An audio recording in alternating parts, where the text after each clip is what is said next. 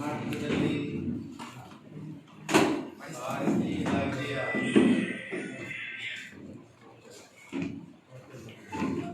ಕುಟುಂಬಸ್ಥರು ಇವತ್ತ ಬೀದಿಗಿಳಿದು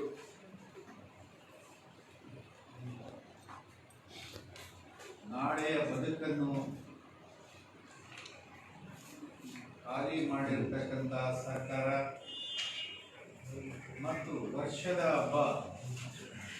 ವರ್ಷದ ಪ್ರಾರಂಭದ ಹರುಷದ ಹಬ್ಬ ನಮ್ಮ ಚಂದ್ರಮಾನ ಯುಗಾದಿ.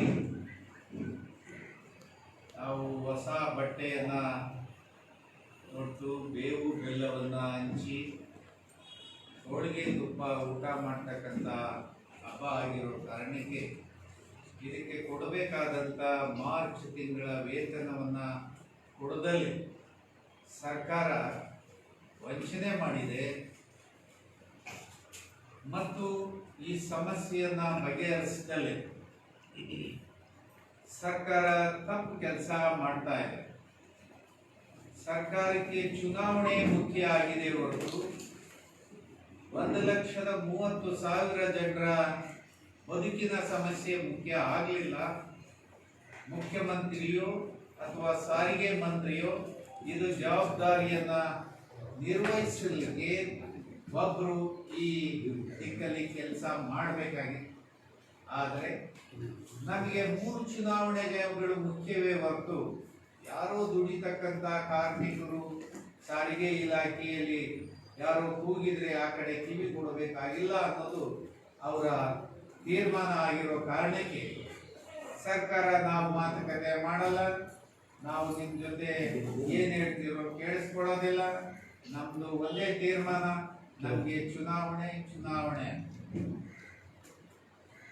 ಇದು ತಪ್ಪು ನಿರ್ಧಾರ ಸರ್ಕಾರ. ನಾಗರಿಕರ ಕಷ್ಟವನ್ನ ಕೇಳದಲೇ ಇರ್ತಕ್ಕಂಥ ಸರ್ಕಾರವೇ ಅಲ್ಲ.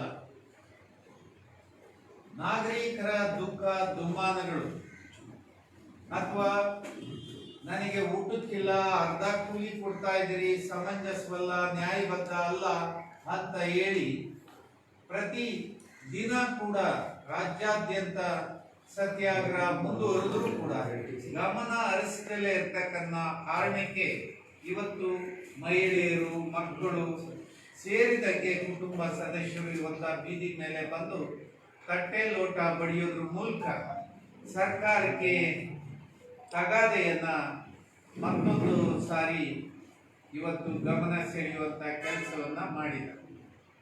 ಇದರ ಜೊತೆಗೆ ಸಂಬಳ ಕೊಟ್ಟಿಲ್ಲ. ನಾಳೆ ಯುಗಾದಿ ಹಬ್ಬ ಇದೆ. ಬಹಳ ವಿಪರ್ಯಾಸ ಅಂದ್ರೆ ಮಂಡು ಧೋರಣೆ. ಆ ಕಾರಣಕ್ಕೆ ಕೆಲವರು ಕರ್ನಾಟಕದಲ್ಲಿ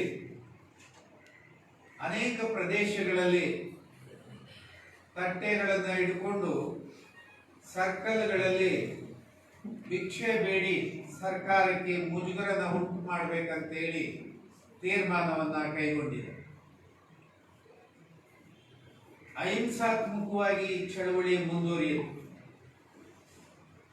ಮತ್ತು ಶಿಸ್ತುಬದ್ಧವಾಗಿ ಇರುತ್ತೆ. ಯಾವುದೇ ಕಾರಣಕ್ಕೆ ಹಿಂಸೆಯನ್ನ ಯಾವ ಸಂದರ್ಭದಲ್ಲೂ ಪ್ರಚೋದನೆ ಮಾಡೋದಿಲ್ಲ.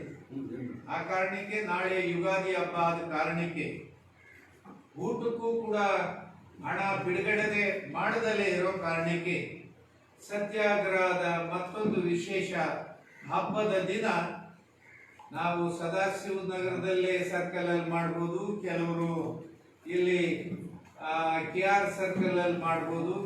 ಆದರೆ ಬೆಂಗಳೂರಿನ ಅನೇಕ ಭಾಗಗಳಲ್ಲಿ ತಟ್ಟೆ ಹಿಡ್ಕೊಂಡು ಈ ಸ್ಥಿತಿಯನ್ನ ಸರ್ಕಾರ ನಮಗೆ ಉಂಟು ಮಾಡಿದೆ ಅಂತ ಹೇಳಿ ನಾಗರಿಕರ ಗಮನ ಸೆಳೀತಕ್ಕಂಥದ್ದು ಮತ್ತು ಸರ್ಕಾರದ ಗಮನ ಸೆಳೀತಕ್ಕಂಥ ಕೆಲಸವನ್ನ ಕರ್ನಾಟಕದ ಎಲ್ಲ ಜಿಲ್ಲೆಗಳಲ್ಲೂ ಕೂಡ ಈ ಕಾರ್ಯಕ್ರಮವನ್ನ ನಡೆಸ್ತಾರೆ. ಹಾಗಾಗಿ ನಮ್ಮ ಹಿರಿಯ ವಕೀಲರು ಬಾಲನ್ರವರು ನಮ್ಮ ಜೊತೆಯಲ್ಲಿದ್ದಾರೆ. ಅವರು ಈಗ ವೇತನವನ್ನ ಕೊಡದಲೇ ಇದ್ರೆ ಯಾವ ತರ ಅಫೆನ್ಸ್ ಆಗುತ್ತೆ ಅನ್ನೋ ಸಮಾಚಾರ ಮತ್ತು ಹಿರಿಯರಾಗಿ ಈ ಚಳವಳಿಯ ಜೊತೆಯಲ್ಲಿ ಕೆಲಸ ಮಾಡಲಿಕ್ಕೆ ನಮ್ಮ ಜೊತೆಯಲ್ಲಿ ಅವರು ಇದ್ದಾರೆ. ಆ ಕಾರಣಕ್ಕೆ ಸನ್ಮಾನ್ಯ ವಾಲನ್ರವರು ಮಾತಾಡ್ಬೇಕಂತೇಳಿ ನಾನು ಅವ್ರನ್ನ ಕೇಳ್ತೀನಿ. ಎಲ್ಲರಿಗೂ ನಮಸ್ಕಾರ. ಪೇಮೆಂಟ್ ಆಫ್ ವೇಜಸ್ ಆಕ್ಟ್ ಅಂತ ಒಂದು ಕಾನೂನು ಇದೆ. ಈಗ ಅದು 4 ಕೋಡಲ್ಲಿ ಮೆರ್ಜ್ ಆಗಿದೆ. ಆದರೆ ಕೂಡ ಸಂಬಳ 10ನೇ ತಾರೀಕು ಒಳಗಡೆ ಕೊಡಬೇಕು. ಕಾರ್ಮಿಕರ ಸಂಖ್ಯೆ 1000ಕ್ಕೂ ಹೆಚ್ಚಿದ್ರೆ, ಇವತ್ತು 12 ಆಯಿತು, ಸಂಬಳ ಕೊಟ್ಟಿಲ್ಲ ಅಂದರೆ ಅದು ಮಿಸ್ಅಪ್ರೋಪ್ರಿಯೇಷನ್ ಆಗುತ್ತೆ. ನಮ್ಮ ಸಂಬಳ ಸರ್ಕಾರದ ಕೈಯಲ್ಲಿದೆ, ನಮ್ಮ ಸಂಬಳ ಕೊಟ್ಟಿಲ್ಲ ಅಂದರೆ ನಾನು ಎಲ್ಲರಿಗೂ ಅಡ್ವೈಸ್ ಮಾಡ್ತೀನಿ, ಎಲ್ಲರೂ ಪೊಲೀಸ್ ಸ್ಟೇಷನ್ನಲ್ಲಿ ಹೋಗಿ ನಾವೇ ದೂರು ಕೊಡಿ. ನನ್ನ ಸಂಬಳ ಎಷ್ಟು ಬರಬೇಕೋ, ಇಂಥ ಮ್ಯಾನೇಜರು ಇಂಥದವರು ಹೊಣೆಗಾರರು ಅವ್ರು ಕೊಟ್ಟಿಲ್ಲ, ಅವ್ರ ಮೇಲೆ FIR ರಿಜಿಸ್ಟರ್ ಮಾಡಿ ಅಂತ. ಅಂದರೆ 406 ಅಲ್ಲಿ ಸಾವಿರಾರು FIRಗಳು ಇಡೀ ರಾಜ್ಯ ಪೂರ್ತಿಯಾಗಿ FIR ರಿಜಿಸ್ಟರ್ ಮಾಡಬೇಕು. ಕಾನೂನು ನಮಗೂ ಒಂದೇ, ಅವರು ಕೂಡ ಒಂದೇ ಅನ್ನೋದು ಒಂದು. ಇದನ್ನ ನಾಳೆ ನಾವು FIR ರಿಜಿಸ್ಟರ್ ಮಾಡ್ತೀವಿ. ಅದಕ್ಕೆ ಏನ್ ಮಾಡಬೇಕು ಕಾನೂನು ವೃತ್ತಿ, ಅದನ್ನ ನಾವು ಡ್ರಾಫ್ಟ್ ಮಾಡ್ತೀವಿ, ಅದನ್ನ ಫೈಲ್ ಮಾಡ್ತೀವಿ. ಈಗ ಬೇಸಿಕ್ ಡಿಮ್ಯಾಂಡ್ ಏನು, ಸರ್ಕಾರದ ನೌಕರರಿಗೂ ನಮಗೂ ಒಂದೇ ಸಂಬಳ ಕೊಡಿ. ಈಗ ಹೈಕೋರ್ಟ್ ಅಲ್ಲಿ ಡ್ರೈವರ್ಗಳಿದ್ದಾರೆ, ಬೆಳಗ್ಗೆ ಪಿಕಪ್ ಡ್ರಾಪ್ ನಮ್ಗಿಂತ 32% ಜಾಸ್ತಿ ಇದೆ ಸಂಬಳ. ಅದೇ ರೀತಿ ಸರ್ಕಾರದಲ್ಲಿ ಇರೋ ಮಿನಿಸ್ಟರ್ ಡ್ರೈವರ್ ಇರ್ಬೋದು, ಬೇರೆ ಡ್ರೈವರ್ ಇರ್ಬೋದು, ಪೊಲೀಸ್ ಡ್ರೈವರ್ ಇರ್ಬೋದು, 32% ಡಿಫರೆನ್ಸ್ ಇದೆ. Equal pay for equal work ಅನ್ನೋದು ಆರ್ಟಿಕಲ್ 14. ಈಗ equal pay for equal work it is a violation. ಸಂವಿಧಾನದ ವಿರೋಧವಾಗಿ ಈ KSRTC BMTC ನೌಕರರಿಗೆ ಕಡಿಮೆ ಸಂಬಳ ಕೊಡ್ತಾ ಇದ್ದಾರೆ. That is unfair. ಅವ್ರು ಹೇಳೋದು 8% ಜಾಸ್ತಿ ಕೊಡ್ತೀವಿ, 8% 32% ಡಿಫರೆಂಟ್. ಅದನ್ನ ನೀವು 6th ಪೇ ಕಮಿಷನ್ ಅಂತ ಹೇಳಿ, equal pay for equal work ಅಂತ ಹೇಳಿ, ಸರ್ಕಾರದ ವರ್ಕರ್ ಅಂತ ಹೇಳಿ. ಸೊ ಇದು ಏನಾಗುತ್ತೆ ಅಂದ್ರೆ ಸಂವಿಧಾನವನ್ನೇ ಕರ್ನಾಟಕ ರಾಜ್ಯ ಸರ್ಕಾರ ಉಲ್ಲಂಘನೆ ಮಾಡಿದ್ದಾರೆ. ಮತ್ತೆ ಟ್ರಾನ್ಸ್ಫರ್ಸ್, ರಿಮೂವಲ್ಸ್, ಇದೇನು ನಾವು ಬ್ರಿಟಿಷ್ ಕಾಲದಲ್ಲಿ ರೌಲಟ್ ಆಕ್ಟ್ ಅಲ್ಲಿ ಇದೆಲ್ಲ ನಡೀತಿತ್ತು. ಸ್ವತಂತ್ರ ಬಂದು 72 ವರ್ಷ ಆದ್ಮೇಲೆ ಇಂಥ ಒಂದು ಬಿಹೇವಿಯರ್. ಇನ್ನೊಂದು ಹೇಳ್ತೀನಿ ನಾನು, ಚಂದ್ರಶೇಖರ್ ಅವರೇ, ನಿಮ್ಮ ಅನುಮತಿಯಿಂದ, ನಾವೆಲ್ಲ ಹಿಂದೂಗಳೇ ಅಲ್ವಾ? ಎಲ್ಲಿ ಹಿಂದೂ ಪರ ಹಿಂದೂಗಳು ನಾಳೆ ಹಿಂದೂ ಹಬ್ಬವನ್ನ ಮಾಡ್ಬೇಕು, ದುಡ್ಡು ಬೇಕು. ನಾವೆಲ್ಲ ಒಂದಂದ್ರೆ ಹಿಂದೂ ಪರ ಸಂಘಟನೆಗಳು ಎಲ್ಲಿ? ಅದರಿಂದ ಹಿಂದೂಗಳಿಗೆ ವಿರೋಧವಾಗಿದೆ. ನಮ್ಮ ಹಬ್ಬ ಹಿಂದೂಗಳು ಯುಗಾದಿ ಹಬ್ಬ ಮಾಡ್ತೀವಿ, ಅದಕ್ಕೆ ವಿರೋಧವಾಗಿ ಮಾಡ್ತಾ ಇದ್ದಾರೆ. FIRಗಳು ಇನ್ನ ಉಪ ಬರುತ್ತೋ, ಪಟ ಬರುತ್ತೋ, ಟಡ ಬರುತ್ತೋ, ಕಾರ್ಮಿಕರು ಯಾವತ್ತೂ ಈ ಕಾನೂನುಗಳಿಗೆ ಎದುರೋದಿಲ್ಲ. ನಾವು ಗೆಲ್ಲುತ್ತೀವಿ. ಈ ಗೆಲುವು ನಮ್ಮದೇ. ಬೇಡಿಕೆಗಳು ಅನ್ಯಾಯವಾಗಿ ಏನಿಲ್ಲ. ಈ ವೇಜ್ ಪ್ಯಾರಿಟಿ ಕೇಳ್ತೀವಿ, ಪ್ಯಾರಿಟಿ ಕೊಡಲೇಬೇಕು. ಈ ಹೋರಾಟಕ್ಕೆ ನಾನು ಒಂದು ವಕೀಲನಾಗಿ ಮತ್ತೆ ಬೇರೆ ಸಮಾಜಕ್ಕೆ ಈ ಥರ ಹೋರಾಟದಲ್ಲಿ ಭಾಗವಹಿಸಿದ್ದೀನಿ. ಈ ಹೋರಾಟಕ್ಕೂ ನನ್ನದು ಫುಲ್ ಸಪೋರ್ಟ್ ಇದೆ. ಲೀಗಲ್ ಪ್ರೊಟೆಕ್ಷನ್ ನಮ್ದು ಇರುತ್ತೆ ಅಂತ ಹೇಳ್ತೀನಿ. ಸ್ನೇಹಿತರೆ, ವಕೀಲರು ಹೇಳಿದಾಗೆ ಸರ್ಕಾರಿಯಲ್ಲಿ ಕೆಲಸ ಮಾಡ್ತಕ್ಕಂಥ ಡ್ರೈವರು, ಪೊಲೀಸ್ ಇಲಾಖೆಯಲ್ಲಿ ಕೆಲಸ ಮಾಡ್ತಕ್ಕಂಥ ಡ್ರೈವರು, ಮಂತ್ರಿಗಳಿಗೆ ಕೆಲಸ ಮಾಡ್ತಕ್ಕಂಥ ಡ್ರೈವರು ಎಷ್ಟು ಗಂಟೆ ಕೆಲಸ ಮಾಡ್ತಾನೆ?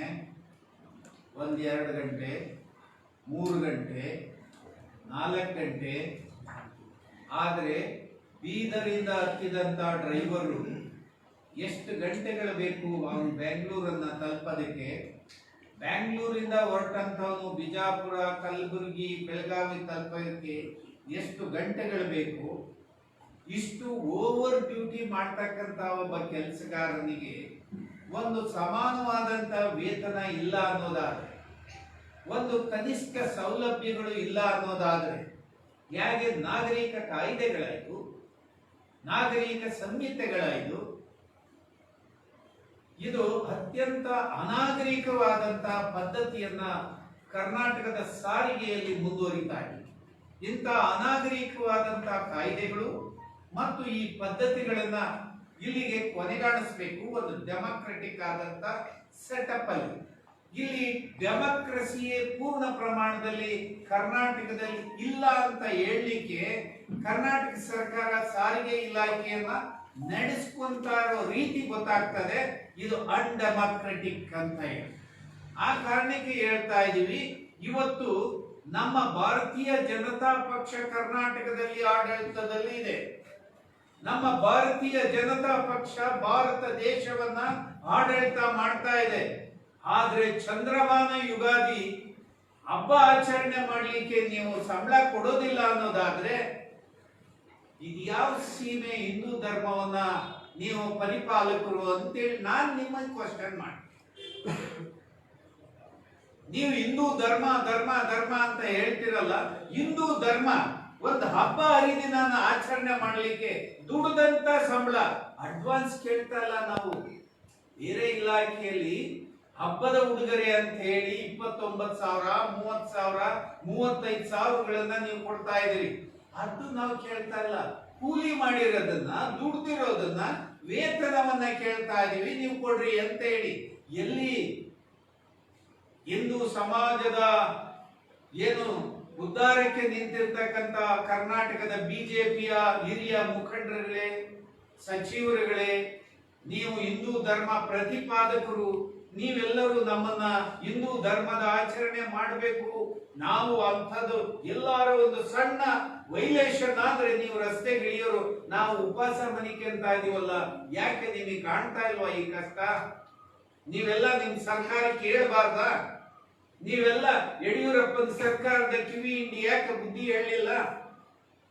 ಇದು ಇದು ಬಹಳ ನಾಚಿಕೆಗೇಡಿನ ಸಂಗತಿ ಆಗುತ್ತೆ. ದಯಮಾಡಿ ಇದನ್ನ ಸರಿಯಾದ ರೀತಿಯಲ್ಲಿ ತಗೊಂಡೋಗ್ಲಿಕ್ಕೆ, ಸಮಾನ ನೀತಿಯನ್ನ ಕರ್ನಾಟಕದಲ್ಲಿ ತರಲಿಕ್ಕೆ, ನೀವು ಕೊಟ್ಟ ಮಾತನ್ನ ನೀವು ಉಳಿಸ್ಕೊಳ್ಳಿಕ್ಕೆ, ನೀವು ವಚನ ಕೊಟ್ಟಿದ್ರಿ ಅದನ್ನ ನೀವು ಪಾಲನೆ ಮಾಡಿ, ನೀವು ರೈಟಿಂಗ್ ಅಲ್ಲಿ ಕೊಟ್ಟಿದ್ರಿ ಅದನ್ನ ನೀವು ಉಳಿಸ್ಕೊಳ್ಳಿ. ಈ ವಿಷಯಕ್ಕೆ ಸಂಬಂಧಪಟ್ಟಂಗೆ ಇದನ್ನ ನೀವು ಪಾಲನೆ ಮಾಡಲೇಬೇಕು. ಜೊತೆಗೆ ನಾವು ರಸ್ತೆಗಳಲ್ಲಿ ನಿಂತ್ಕೊಂಡು ತಟ್ಟೆ ಹಿಡ್ಕೊಂಡು ನಾವು ಬೀದಿಯಲ್ಲಿ ನಮಗೆ ಊಟಕ್ಕೆ ಕಾಸಿಲ್ಲ ಅಂತ ಹೇಳಿ ನಾವು ಸಾರ್ವಜನಿಕರ ಮುಂದೆ ಭಿಕ್ಷೆ ಬೇಡುವಂತ ಕೆಲಸವನ್ನ ನಾಳೆ ಚಂದ್ರಮಾನ ಯುಗಾದಿ ಹಬ್ಬದ ದಿವಸ ನಾವು ಮಾಡ್ತೀವಿ. ಆ ಕಾರ್ಯಕ್ರಮ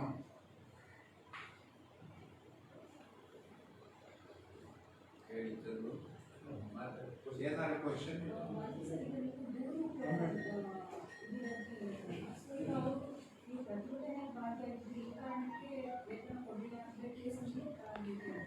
ಈಗ ಹೋದ ತಿಂಗಳು ಮಾರ್ಚ್ ತಿಂಗಳು ಸಂಬಳ ಏಪ್ರಿಲ್ 14ನೇ ತಾರೀಕು ಒಳಗಡೆ ಕೊಡ್ಬೇಕು ಅನ್ನೋದು ಕಾನೂನು. ಅದರಲ್ಲಿ ಎಕ್ಸೆಪ್ಷನ್ ಇಲ್ಲ. ನೀವು ಮುಷ್ಕರ ಮಾಡಿದ್ರೆ ಸಂಬಳ ಇಲ್ಲ, ನೀವು ಬಂದಿಲ್ಲ ಅದೆಲ್ಲ ಇಲ್ಲ. 20 ದಿವಸ ಕೆಲಸ ಮಾಡಿದ್ರೆ 20 ದಿವಸ ಸಂಬಳ ಕೊಡಿ, 10 ದಿವಸ ಕೆಲಸ ಮಾಡಿದ್ರೆ ಕೊಡ್ಬೇಕು. ಕೊಟ್ಟಿಲ್ಲ ಅಂದ್ರೆ ಒಂದು ಪೇಮೆಂಟ್ ಆಫ್ ವೇಜಸ್ ಆಕ್ಟ್ ಪ್ರಕಾರ ಅವ್ರ ಮೇಲೆ ಕ್ರಮ ಜರುಗಿಸಬೇಕು. ಇನ್ನೊಂದು ಅದು ಬಿಸಾಪುರ ಆಪರೇಷನ್ ಸಮಯ ಟಿವಿಯಲ್ಲೂ ಒಂದಿತ್ತು, ಸಂಬಳ ಕೊಟ್ಟಿಲ್ಲ, ನಾನೇ ಮುಂದೆ ನಿಂತ್ಕೊಂಡು ಎಲ್ಲರ ಮೇಲೆ FIR ಆಗ್ತದೆ. ಎಲ್ಲ FIR ರಿಜಿಸ್ಟರ್ ಆಯ್ತು, ಹೈಕೋರ್ಟ್ಗೆ ಹೋದ್ರು, ಸ್ಟೇ ತಗೊಂಡು ಸ್ಟೇ ವೈಕಾಟ್ ಆಯ್ತು. ಎಲ್ರಿಗೂ ಎಲ್ಲ ಬ್ಯಾಕ್ ವೇಜಸ್ ಎಲ್ಲ ಕೊಟ್ಟಿದ್ದಾರೆ. ನೀವು ಸಮಯ ಟಿವಿನಲ್ಲಿ ಯಾರು ಕೆಲಸ ಮಾಡಿದ್ರೆ ಕೇಳಿ ಹೇಳ್ತಾರೆ. ಆದ್ರಿಂದ as a advocate with all consciousness responsibility ಹೇಳ್ತಾ ಇದ್ದೀನಿ, ಇದು ಬಿಸಾಪುರ ನೋ ಎಕ್ಸೆಪ್ಷನ್. ಅದಕ್ಕೆ ನಾನು ಇವ್ರಿಗೆ ಹೇಳ್ತೀನಿ, 400,000 FIR ಮಾಡಿ ರಿಜಿಸ್ಟರ್ ಆಗಿ. ಮಾಡಲಿಲ್ಲ ಅಂದ್ರೆ ಏನಾಗುತ್ತೆ ನೋಡೋಣ. Police should register. ನನ್ನ ದುಡ್ಡು ತಿನ್ನೋಕೆ ಇದು ಯಾವುದು ಹಕ್ಕಿಲ್ಲ, ಯಾರಿಗೂ ಹಕ್ಕಿಲ್ಲ. So therefore he will resort to that.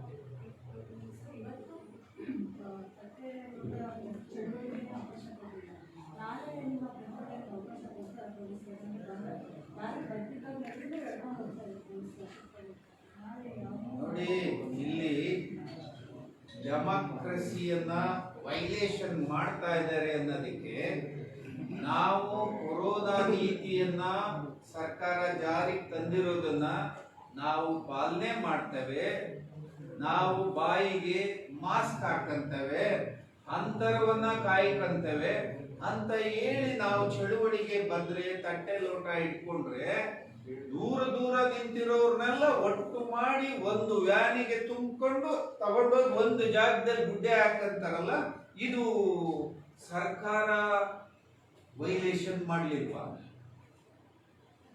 ಸರ್ಕಾರ ಮಾಡೋದು ವೈಲೇಷನ್ ಅಲ್ವಾ? ಇದು ಕೊರೋನಾ ಆಕ್ಟ್ ವೈಲೇಷನ್ ಅಲ್ವಾ? ಇದು ಅತ್ಯಂತ ಅಪಮಾನ. ಇಲ್ಲಿ ನಮಗೆ ವಾಕ್ ಸ್ವಾತಂತ್ರ್ಯ ಇದೆ, ನನಗೆ ಅನ್ಯಾಯ ಆದರೆ ಪ್ರತಿಭಟನೆ ಮಾಡುವ ಸ್ವಾತಂತ್ರ್ಯ ಇದೆ. ನಮ್ಮ ಸ್ವಾತಂತ್ರ್ಯವನ್ನು ಹತ್ತಿಕ್ಕುವಂಥದ್ದು ಸರ್ಕಾರದ ಕೆಲಸ ಆಗಬಾರ್ದು. ಮಾನ್ಯ ಮುಖ್ಯಮಂತ್ರಿಗಳು ಹೇಳ್ತಾರೆ, ಯಾರು ಬಂದು ಕೆಲಸ ಮಾಡ್ತಿರೋ ಅವ್ರಿಗೆ ಮಾತ್ರ ಸಂಬಳ. ಹಾಗಾದ್ರೆ ಮುಖ್ಯಮಂತ್ರಿಗಳೇ ಅಪರಾಧ ಮಾಡ್ತಾ ಇದ್ದಾರೆ. ಮುಖ್ಯಮಂತ್ರಿ ತನ್ನ ಸಂಬಳವನ್ನು ದುಡ್ದಿರೋದನ್ನ ಕೊಡ್ಲಿಕ್ಕೆ ನೀನ್ ಯಾರು ಬಂದು ಕೆಲಸ ಮಾಡ್ಬೇಕು, ಹಾಗಾದ್ರೆ ಸಂಬಳ ಕೊಡ್ತೀವಿ, ನೀನ್ ಪ್ರತಿಭಟನೆ ಮಾಡಿದ್ರೆ ಕೊಡೋದಿಲ್ಲ ಅಂತ ಹೇಳೋದಾದ್ರೆ ಮುಖ್ಯಮಂತ್ರಿಯೇ ಅಫೆನ್ಸ್ ಮಾಡ್ದಂಗೆ ಇದು. ಆ ಕಾರಣಕ್ಕೆ ಮಾನ್ಯ ಮುಖ್ಯಮಂತ್ರಿಗಳು ಇದನ್ನ ಸೌಹಾರ್ದಯುತವಾಗಿ ಬಗೆಹರಿಸೋ ದಿಕ್ಕಿನಲ್ಲಿ ಯೋಚನೆ ಮಾಡೋದನ್ನು ಬಿಟ್ಟು ಇದನ್ನ ಅತ್ಯಂತ ಕ್ಲಿಷ್ಟ ಪರಿಸ್ಥಿತಿಗೆ ತಗೊಂಡು ಹೋಗ್ತಕ್ಕಂಥದ್ದು ಒಳ್ಳೆಯದಲ್ಲ. ನೀವು ಬರೀ ಚುನಾವಣೆಯನ್ನ ಟಾರ್ಗೆಟ್ ಇಟ್ಕೊಂಡು ಉಳಿದ ಸಮಸ್ಯೆಯನ್ನೆಲ್ಲ ಕೋವಿಡ್-19 ಹೇಳ್ತಾ ಕಾರಣ ಕೊಟ್ಟು ತಿರಸ್ಕಾರ ಮಾಡೋದನ್ನ ನಾವು ವಿರೋಧ ಮಾಡ್ತೇವೆ. ತಮಗೆ ಇಚ್ಛಾಶಕ್ತಿ ಇರಬೇಕು. ನಾವು ಚುನಾವಣೆಯನ್ನ ಸೋಲಿಸಬೇಕು, ಗೆಲ್ಲಿಸ್ಬೇಕಂತೇಳಿ ತೀರ್ಮಾನ ಇನ್ನೂ ತಗೊಂಡಿಲ್ಲ. ಆ ಕಾರಣಕ್ಕೆ ಸ್ವಲ್ಪ ಎಚ್ಚರಿಕೆಯಿಂದ ಸರ್ಕಾರ ತೀರ್ಮಾನ ಬರೋದು ಬಹಳ ಒಳ್ಳೆ ನಡವಳಿಕೆ ಅಂತೇಳಿ ನಾವು ಭಾವಿಸ್ತೇವೆ. ಆ ಕಾರಣಕ್ಕೆ ತಪ್ಪನ್ನ ಸರಿ ಸರಿ ಅಂತ ಹೇಳಿ ಹೇಳ್ಬಾರ್ದು. ಅದು ನಮ್ಮ ಹಕ್ಕು, ನಮ್ಮ ಹಕ್ಕು. ಅಥವಾ ನಾವು ಉಲ್ಲಂಘನೆ ಮಾಡಿದ್ರೆ ನ್ಯಾಯಾಲಯದಲ್ಲಿ ಪ್ರಶ್ನೆ ಮಾಡಲಿ, ನ್ಯಾಯಾಲಯದ ಮುಂದೆ ತಪ್ಪು ಮಾಡಿದ್ರೆ ನಾವು ತಲೆ ತಗ್ಗಿಸಿ ನಿಲ್ತೇವೆ. ಆದ್ರೆ ನೀವು ಬಲಾತ್ಕಾರವಾಗಿ ಪೊಲೀಸ್ ಫೋರ್ಸ್ ಅನ್ನ ಹಾಕಿ ನಮ್ಮನ್ನ ಅದಿಮಿ ತಲೆ ತಗ್ಗಿಸುವಂತ ಕೆಲಸವನ್ನ ಬಲಾತ್ಕಾರಕ್ಕೆ ಮಾಡಕ್ ಹೋಗ್ಬೇಡಿ. ಪ್ರೀತಿಯಿಂದ ವಿಶ್ವಾಸದಿಂದ ಈ ನಾಡನ್ನ ಕಟ್ಟಬೇಕೇ ಹೊರತು ಯಾವುದೇ ಬಲವಂತವಾಗಿ ನೀವು ಶಿಕ್ಷಿಸಿ ನೀವು ಕಾನೂನು ರೀತಿಯಲ್ಲಿ ಮಾಡಲಿಲ್ಲ ಅಂದ್ರೆ ನಿಮ್ಗೆ ದಂಡಿಸ್ತೀವಿ ಅಂತ ಹೇಳಿ ಬೆದರಿಕೆಯನ್ನ ಒಡ್ಡತಕ್ಕಂಥದ್ದು ಸರಿಯಲ್ಲ. ಈ ಬೆದರಿಕೆ ಹೆಚ್ಚು ಕಾಲ ಉಳಿಯೋದಿಲ್ಲ. ಆ ಕಾರಣಕ್ಕೆ ಸರಿಯಾದ ದಾರಿಯಲ್ಲಿ ಸರ್ಕಾರ ನಡ್ಕೋಬೇಕಂತೇಳಿ ಮಾನ್ಯ ಮುಖ್ಯಮಂತ್ರಿಗಳಿಗೆ ವಿನಯಪೂರ್ವಕವಾಗಿ ಈ ಯುಗಾದಿ ಹಬ್ಬದ ಈ ಸಂದರ್ಭದಲ್ಲಿ ನಾನು ವಿನಂತಿ ಮಾಡ್ತೀನಿ. ಅದೇ ಇದಕ್ಕೆ ಕಾಗ್ನಿಸಬಲ್ ಅಫೆನ್ಸ್, ನಾನ್ ಕಾಗ್ನಿಸಬಲ್ ಅಫೆನ್ಸ್ ಅಂತಿದೆ. ಪ್ರತಿಭಟನೆ ಮಾಡೋರ್ನೇ ಬಂಧಿಸೋ ಅಧಿಕಾರ ಯಾವ ಪೊಲೀಸರಿಗೆ? FIR ರಿಜಿಸ್ಟರ್ ಮಾಡೋ ಅಧಿಕಾರ ಕೂಡ ಇಲ್ಲ. ಸೆಕ್ಷನ್ 188 ನಲ್ಲಿ ಅವ್ರು FIR ಮಾಡಂಗಿಲ್ಲ. FIR ಮಾಡೋದು, ಬಂಧಿಸೋದು, ಪ್ರೊಡ್ಯೂಸ್ ಮಾಡೋದು ಇದೆಲ್ಲ ಕೂಡ ಕಾನೂನಿನ ಉಲ್ಲಂಘನೆ. 3 years and above punishment offence ಮಾತ್ರ FIR. ಆವಾಗ ಮಾತ್ರ ಅರೆಸ್ಟ್ ವಿತೌಟ್ ವಾರೆಂಟ್. ಈಗ ಪೊಲೀಸರು ಇಡೀ ರಾಜ್ಯದಲ್ಲಿ ಏನ್ ಮಾಡ್ತಾ ಇದ್ದಾರೆ, ಬಂದು ಅರೆಸ್ಟ್ ಮಾಡೋದು ಅಬ್ಸಲ್ಯೂಟ್ಲಿ ಇಲ್ಲೀಗಲ್. ಅದು ನಾವು ಹೈಕೋರ್ಟ್ಗೆ ತಗೊಂಡು ಹೋದ್ರೆ ಪೊಲೀಸರ ಮೇಲೆಲ್ಲ ಅದು ಬೀಳುತ್ತೆ. ಪೊಲೀಸರಿಗೆ ನಾನು ಹೇಳ್ತೀನಿ, ನೀವು ಸರ್ಕಾರ ಹೇಳುತ್ತಂದು ಕಾನೂನನ್ನು ಉಲ್ಲಂಘನೆ ಮಾಡಿ ಬಂಧಿಸೋದು, ಹೊಡೆಯೋದು, ಬಡಿಯೋದು ಮಾಡಿದ್ರೆ ಇಟ್ ವಿಲ್ ರಿಯಾಕ್ಟ್. ಇದು democratic country, we fought for it. Constitutional protection ಇದೆ, ಲೀಗಲ್ ಪ್ರೊಟೆಕ್ಷನ್ ಕೂಡ ಇದೆ. ಇದನ್ನ ಪೊಲೀಸರು ಸರ್ಕಾರ ಉಲ್ಲಂಘನೆ ಮಾಡ್ತಾರೆ. ಸರ್, ಈಗ 406 ಅಡಿಯಲ್ಲಿ FIR ರಿಜಿಸ್ಟರ್ ಆದ್ಮೇಲೆ ಮುಂದಿನ ಪ್ರೋಸೆಸ್ ಹೇಗಿರುತ್ತೆ? ಅದು ಕಾಗ್ನಿಸಬಲ್ ಅಫೆನ್ಸ್, ಅವ್ರನ್ನ ಅರೆಸ್ಟ್ ಮಾಡಬೇಕು. FIR ರಿಜಿಸ್ಟರ್ ಮಾಡಿದ್ರೆ ಏನ್ ನೆಕ್ಸ್ಟ್? ಅರೆಸ್ಟ್. ಆ ದುಡ್ಡನ್ನ ರಿಕವರಿ ಮಾಡಬೇಕು, ಕೊಡಿಸ್ಬೇಕು. ದಟ್ ಈಸ್ ವಾಟ್ ಕಾನೂನು ಹಂಗೆ ಹೇಳುತ್ತೆ. 154 ಅದ್ರ ಆದ್ಮೇಲೆ ಇನ್ವೆಸ್ಟಿಗೇಷನ್, ಅದಕ್ಕೆ ಮೇಲೆ ಚಾರ್ಜ್ ಶೀಟು. ಮಾಡಿಲ್ಲ ಅಂದ್ರೆ ನಾವು ರಿಪಿಟಿಷನ್ ಹಾಕ್ತೀವಿ, ಡೈರೆಕ್ಷನ್ ತರ್ತೀವಿ, ಅರೆಸ್ಟ್ ಮಾಡಿ. 482, 226, 227 ಹೈಕೋರ್ಟ್ಗೆ ಅಧಿಕಾರ ಇದೆ, ಮಾಡ್ತೀವಿ. ಅದು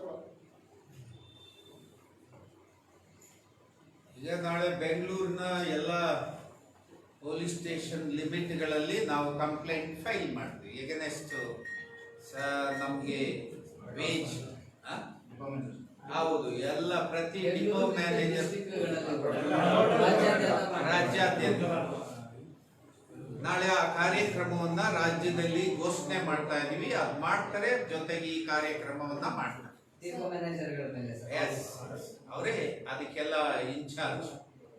ಸರ್, ಡಿ ಕೆ ಶಿವಕುಮಾರ್ ಅವರು ಪ್ರೆಸ್ ಮೀಟ್ ಮಾಡುವಾಗ ಹೇಳಿದ್ದಾರೆ, ಸಾರಿಗೆ ನೌಕರರಿಗೆ ಸಂಬಳ ಕೊಡಬೇಕು, ಸರ್ಕಾರ ಸಭೆ ಕರೆಯಬೇಕು, ಸಾಕಷ್ಟು ಪ್ರಾಬ್ಲಮ್ ಆದ್ರೂ ಕೂಡ ಏನು ಕ್ರಮ ಕೈಗೊಳ್ತಾ ಇಲ್ಲ ಅಂತ ಅವರು ಕೂಡ ಒತ್ತಾಯ ಮಾಡಿದ್ದಾರೆ. ಏನಾದ್ರು ಹೇಳ್ತಿದ್ದಾರೆ? ಎಲ್ಲ ಬೆಂಬಲಿಸುವವರು, ಸರ್ಕಾರಕ್ಕೆ ಬುದ್ಧಿ ಹೇಳಿರೋದು ಎಲ್ಲರಿಗೂ ಕೂಡ ನಾವು ಧನ್ಯವಾದವನ್ನ ಹೇಳ್ತೀವಿ.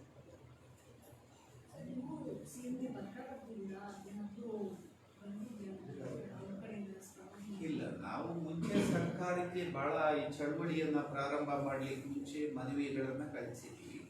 ಅದಕ್ಕೆ ಇದುವರೆಗೆ ಸರ್ಕಾರ ರಿಯಾಕ್ಟ್ ಮಾಡಿ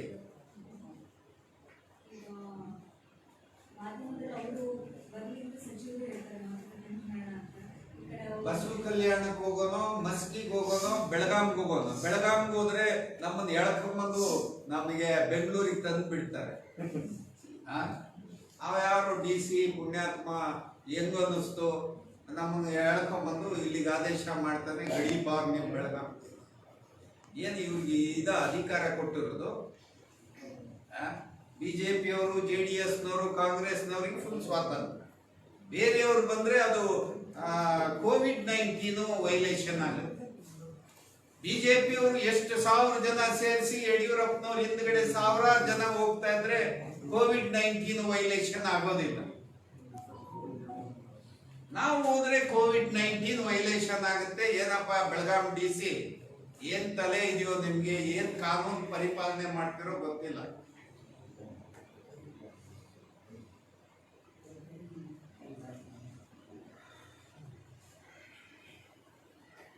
ಆಮೇಲೆ ಇವತ್ತು ನೀವು ನೋಡ್ಬೇಕಿತ್ತು, ನಮ್ಮ ಮೈಸೂರು ರೋಡು CR ಗ್ರೌಂಡ್ನಲ್ಲಿ LKG ಮಕ್ಕಳಿಂದ ಹೈಸ್ಕೂಲ್ ಮಕ್ಕಳವರೆಗ ಒಂದು 20 ಮಕ್ಕಳಿದ್ದಾರೆ. ಆ ಸಣ್ಣ ಸಣ್ಣ ಮಕ್ಕಳುಗಳನ್ನ ಎತ್ಕೊಂಡು ಅವರ ಮಕ್ಕಳಿಗೆ, ಮಹಿಳೆಯರನ್ನ ಇಲ್ಲ ನೀವೊಂದು ದಾಖಲೆ ಮಾಡಿಕೊಂಡು ಅವ್ರು ಬಿಡುಗಡೆ ಮಾಡಿ ಸಂಜೆ 5 ಗಂಟೆವರೆಗೆ ಇಟ್ಕೊಂತೀರಿ ಅಂದ್ರೆ ಯಾವ ಕಾಮನ್ ಸೆನ್ಸ್? ಇದು ಅತಿಯಾಗಿ ನಡ್ಕೋಬಾರ್ದು. ಒಂದು ಮಾನವೀಯತೆ ನೆಲೆಗಟ್ಟಿನಲ್ಲಿ ಪೊಲೀಸ್ ಇಲಾಖೆ ನೋಡ್ಬೇಕು. ಅವ್ರದ್ದು ತಗೊಳ್ಳೋದು, ಅವ್ರದ್ದು ಹೆಣ್ಮಕ್ಳದೆಲ್ಲ ಫೋಟೋ ತಗೊಳ್ಳೋದು, ಏನಿದು ಕಾಮನ್ ಸೆನ್ಸ್ ಆಯ್ತು?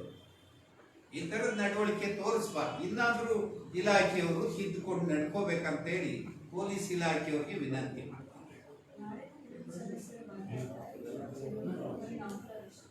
ಅಲ್ಲ, ನಾಳೆ ಇನ್ನು ಮೇಲೆ ಎಲ್ಲ ಚಳವಳಿಗಳಲ್ಲೂ ಕುಟುಂಬ ಸದಸ್ಯರು ಎಷ್ಟೆಷ್ಟು ಸಾಧ್ಯ ಆಗುತ್ತೋ ಎಲ್ಲಾ ಕಡೆ ಭಾಗವಹಿಸ್ತಾರೆ. ಹಾಗಿದ್ರೆ ನಾಳೆ ಮುಷ್ಕರ ಮುಂದುವರಿಯುತ್ತೆ. ಅನಿರ್ದಿಷ್ಟ ಕಾಲ ಅಲ್ಲ, ಇದು ಅಂತಿಮ ಆಗ್ಬೇಕಾದ್ರೆ ಸಿಟ್ಟಿಂಗ್ ಆಗಬೇಕು, ಪರಸ್ಪರ ಚರ್ಚೆ ಆಗಬೇಕು. ನಾವು 6ನೇ ವೇತನ ಆಯೋಗ ನೀವು ಕೊಡ್ತೀವಿ ಅಂತ ಹೇಳಿದ ಮೇಲೆ ಅದು 2020 ಡಿಸೆಂಬರ್ 14ನೇ ತಾರೀಕಲ್ಲೇ ನಿಂತಿದೆ. ಅದು ಮುಂದುವರೆದ ಭಾಗ ಇನ್ನೂ ಪ್ರಾರಂಭನೇ ಆಗಿಲ್ಲ. ಇದೆಲ್ಲ ಸಿಟ್ಟಿಂಗ್ ಆಗ್ಬೇಕಲ್ಲ. ನಾವು ಇದನ್ನ ಮಾತಾಡ್ತೀವಿ ಅಂತಾನೆ ಅವ್ರು ನಾವು ಮಾತಾಡಲ್ಲ ಅಂತ ಹೇಳ್ತಾ ಇರೋದು. ಸರ್ಕಾರ ನಾವು ಇದು ಡಿಸೆಂಬರ್ 14ನೇ ತಾರೀಕಿನ ತೀರ್ಮಾನ ಪ್ರಸ್ತಾಪ ಮಾಡ್ತೀವಿ ಅನ್ನೋ ಕಾರಣಕ್ಕೇನೆ ಇವ್ರು ಮಾತಾಡೋದಿಲ್ಲ. ಅಲ್ಲಿಂದ ಶುರು ಮಾಡ್ತಾರೆ ಅಂತ. Okay, thank you sir. ಏನಾರ ಪ್ರಶ್ನೆ ಇದ್ರೆ ಕೇಳಿ. ಬಾಲನ್ ಸರ್, 406 ಬಗ್ಗೆ ಹೇಳಿದ್ರಲ್ಲ, ಒಂಚೂರು ವಿವರಿಸಿ ಸರ್. ಅದು ಯಾವ ತರವಾಗಿ ಸರ್, ಈಗ ಇದರಲ್ಲಿ ಕೂಡ ಅಂತದೇ ಪರಿಸ್ಥಿತಿ ಆಗಿತ್ತು ಸರ್. ಅವರು ಕೋರ್ಟ್ ಮೊರೆ ಹೋದಾಗ ಹಂತವಾಗಿ ಅಲ್ಲಿ ಜಯ ಸಿಕ್ತು. ಇಲ್ಲಿ ಕಾನೂನಿನ ಅಸ್ತ್ರಗಳು ಹೇಗೆ ಇರ್ತವೆ ಅಲ್ಲ,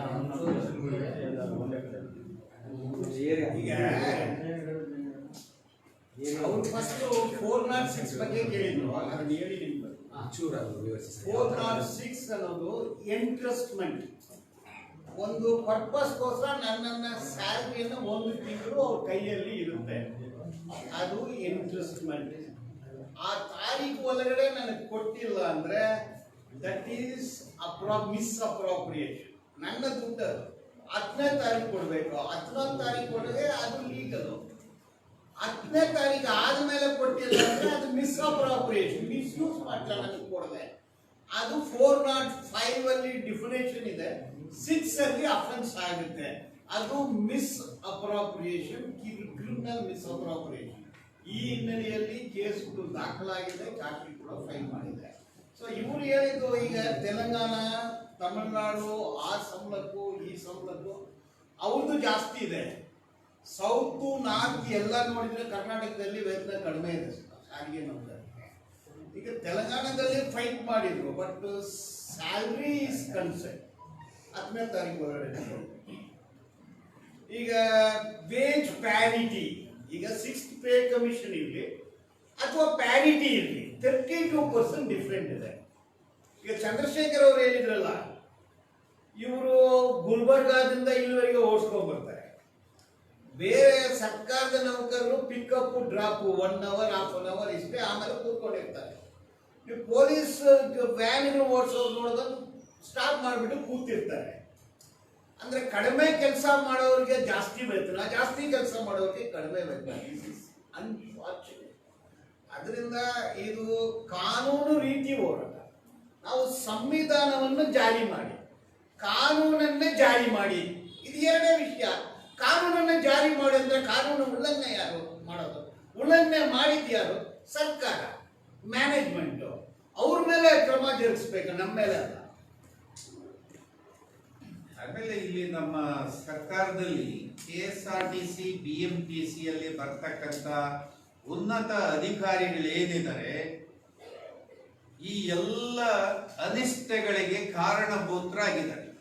ಇವತ್ತು ಮುಖ್ಯಮಂತ್ರಿ ತಪ್ಪು ಆರ್ಗ್ಯುಮೆಂಟ್ ಮಾಡಲಿಕ್ಕೆ, ಸಾರಿಗೆ ಸಚಿವರು ತಪ್ಪು ಆರ್ಗ್ಯುಮೆಂಟ್ ಮಾಡಲಿಕ್ಕೆ, ಈ ಅಧಿಕಾರಿಗಳು ತಪ್ಪು ಸಂದೇಶಗಳನ್ನ ಅವರಿಗೆ ಫೀಡ್ ಮಾಡ್ತಾ ಬಂದಿದ್ದಾರೆ. ಆ ಕಾರಣಕ್ಕೆ ಈ ತಪ್ಪು ಯಾರ್ಯಾರು ಮಾಡ್ತಾ ಇದ್ದಾರೆ ಸರ್ಕಾರಕ್ಕೆ ಫೀಡಿಂಗ್, ನೀವೇನು ಕಮ್ಮಿ ಸಂಬಳ ತಗೊಂತ ಇದ್ದೀರಾ? ರಾಜ್ಯ ಸರ್ಕಾರದ ವೇತನಕ್ಕೆ ಅಥವಾ 6th ಪೇ ಕಮಿಷನ್ಗೆ ನಿಮಗೂ ಅದಕ್ಕೂ 32-36% ವ್ಯತ್ಯಾಸ ಇದೆಯಾ? ಅಧಿಕಾರಿಗೆ ನಿಂತರೆ ನಿಮ್ಮನ್ನು ಒಂದ್ ದಿವಸ ಬ್ಲಾಕ್ ಲಿಸ್ಟ್ ಅಲ್ಲಿ ಬರ್ತದೆ. ಕರ್ನಾಟಕದಲ್ಲಿ ಒಂದೇ ಸರ್ಕಾರ ಇರೋದಿಲ್ಲ, ನಿಮ್ಮನ್ನು ಕೂಡ ಜನ ಏನೇನ್ ತಪ್ಪು ಮಾಡಿದಿರಿ ಅಂತ ಹೇಳಿ ನಿಮ್ಮ ತಪ್ಪುಗಳು ಕೂಡ ಹುಡುಕಿ ತಡುಕಿ ಹೊರಗಡೆ ತರುವಂತ ಕೆಲಸವನ್ನು ಮಾಡ್ತಾರೆ. ಅಧಿಕಾರ ಇದೆ ಅನ್ನೋ ಕಾರಣಕ್ಕೆ ಬೇರೆಯವರಿಗೆ ವಂಚನೆ ಮಾಡ್ತಕ್ಕಂಥ ನೀತಿ ಇದೆಯಲ್ಲ, ಸರ್ಕಾರವನ್ನೇ ತಪ್ಪು ದಾರಿಯಲ್ಲಿ ನಡೆಯೋದಕ್ಕೆ ಅವಕಾಶ ಮಾಡಿಕೊಡ್ತಿರಲ್ಲ, ನಿಮ್ಮ ಮೇಲೆ ಯಾಕೆ ಕ್ರಮ ಕೈಗೊಳ್ಳಬಾರದು ಈ ನಾಡಿನ ನಾಗರಿಕರು ಅಂತೇಳಿ ನಾನು ನಿಮ್ಗೂ ಪ್ರಶ್ನೆ ಕೇಳ್ತೀನಿ.